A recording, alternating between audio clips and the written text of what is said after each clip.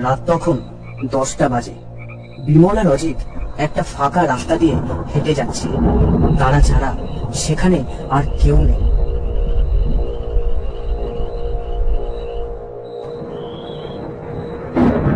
এমন সময় বৃষ্টিটা নামলো, দেখ কত দেরি হয়ে গেল। ইস, অন্য সময় সন্ধ্যা 7টার মধ্যেই আমরা বাড়ি ঢুকে যাই, কিন্তু আজ কত রাত হয়ে গেল। এখন দেখছি ছাতাটা সঙ্গে করে আনলেই ভালো হতো। কি করে জানবো বলতো যে বৃষ্টি হবে? এতদিন যা প্রচন্ড গরম পড়েছিল, তার মধ্যে এই বৃষ্টিটা হয়ে একটু স্বস্তি হয়েছে ঠিকই, কিন্তু তবু অসময়ের বৃষ্টিতে একটু সমস্যা হয়। তার উপরে আবার তোর কথায় এই দিক দিয়ে আসতে হলো। প্রতিদিন তো আমরা হালদার কাকুর ওই বাগানের পাশ দিয়ে চলে যাই, আজ খামোখা গ্রামের এই পেছন দিকটা দিয়ে আসছি। গত কয়েক বছর ধরে কেউই এই দিকটা দিয়ে চলাফেরা করে না। এমনিতেই রাতের বেলায় লোকজন এই রাস্তাটা এড়িয়ে চলে। সে তো মানুষজন চলাফেরা করে না, তার কারণ হলো গ্রামের এই পেছন দিকটাতে কোনো জনবসতি নেই, পুরো ফাঁকা। আশেপাশে বেশিরভাগটাই জঙ্গলে ভর্তি। আর তাছাড়াও আরেকটা কারণ হলো, থাক থাক থাক, আর কিছু বলিস না। এখন যাও বা এই রাস্তা দিয়ে হাঁটছি, ওইসব মনে পড়লে আর এখান দিয়ে হাঁটতে পারবো না। তুই তাড়াতাড়ি চল। এত ভয় পাস? আমরা তো দুজন রয়েছি, এত ভয় কিসের? এই রাস্তা দিয়ে গেলে আমরা কিছুটা তাড়াতাড়ি বাড়ি পৌঁছাতে পারবো।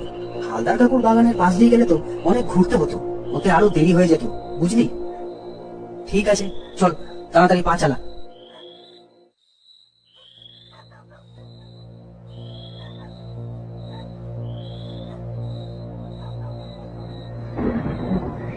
বিমল আর অজিত থাকে নিশিপুর গ্রামে। ওরা দুজন ছোটবেলার বন্ধু। বিদ্যালয়ের পড়াশোনা শেষ করে দুজনেই একসাথে কাজ পেয়েছে পাশের গ্রামের মানিকবাবুর গোলায়। ওখানে ওদের কাজ হলো দেখাশোনা করা। সকাল 9টা থেকে বিকেল 5টা পর্যন্ত কাজের সময়, তাই সন্ধ্যে 7টার মধ্যেই ওরা ওদের বাড়িতে পৌঁছে যায়। কিন্তু আজ হঠাৎই দুপুরের পর থেকে এক টানা মুষলধারে বৃষ্টি শুরু হয়েছিল। সেই বৃষ্টি থামলো রাত 9:30টার সময়, তাই ওরা এতক্ষণ ওখানেই আটকে ছিল।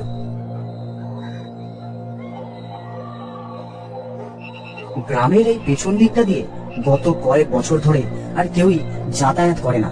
তার একটা কারণ হলো গ্রামের এই দিকটায় কোনো জনবসতি নেই, আশেপাশে পুরো জঙ্গলে ভর্তি। আর আরো একটা প্রধান কারণ হলো, যেহেতু এই দিকে কোনো জনবসতি নেই, তাই গ্রামের মানুষ কোনো সদ্যজাত শিশু মারা গেলে এইখানে এসে তাদের পুঁতে দিয়ে যেত। অথবা কোনো গবাদি পশু যেমন গরু, ছাগল এগুলো মারা গেলেও এখানে তাদের দেহটা ফেলে দিয়ে যেত, ঠিক ভাগাড়ের মতো। সেই সাথে গ্রামের কোনো গরিব মানুষ মারা গেলে, যাদের পরিবারের কিনা সৎকার করার মতনও পয়সা থাকতো না, তাদের দেহটাও গ্রামের লোকেরা এখানে এসে পুঁতে দিয়ে যেত। তারপর শিয়াল কুকুরে সেই দেহগুলোকে খেয়ে এখানে ওখানে ছড়াতো, তার থেকে পচা গন্ধও বেরোতো। তারপর থেকেই মানুষজন এই রাস্তা দিয়ে যেতে গেলে তাদের শরীরটা যেন কেরম ভার হয়ে যায়। তাই আস্তে আস্তে সবাই এই দিকটা দিয়ে যাতায়াত করা একেবারে বন্ধ করে দিল। দিনের বেলায় যাও বা দু একজন মানুষকে দেখা গেলেও দেখা যায়, কিন্তু রাতের বেলায় কারোর টিকিটি অব্দি পাওয়া যায় না।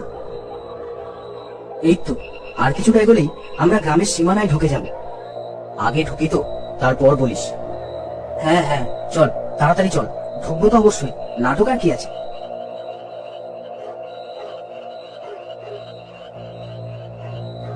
আরে এটা আবার পায়ের তলায় কি পড়লো? কি রে, কি হলো? কি একটা পায়ের তলায় পড়লো, কি এটা?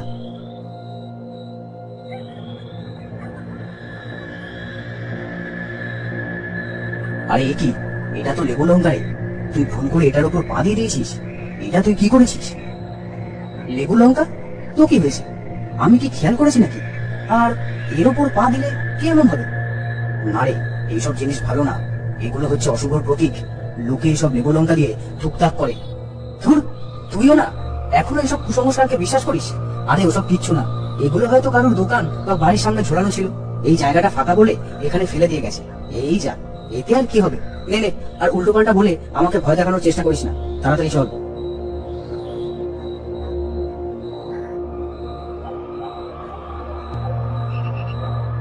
এরপর বিমলও আর কথা বাড়ালো না, তাড়াতাড়ি অজিতের পিছন পিছন চলতে শুরু করলো।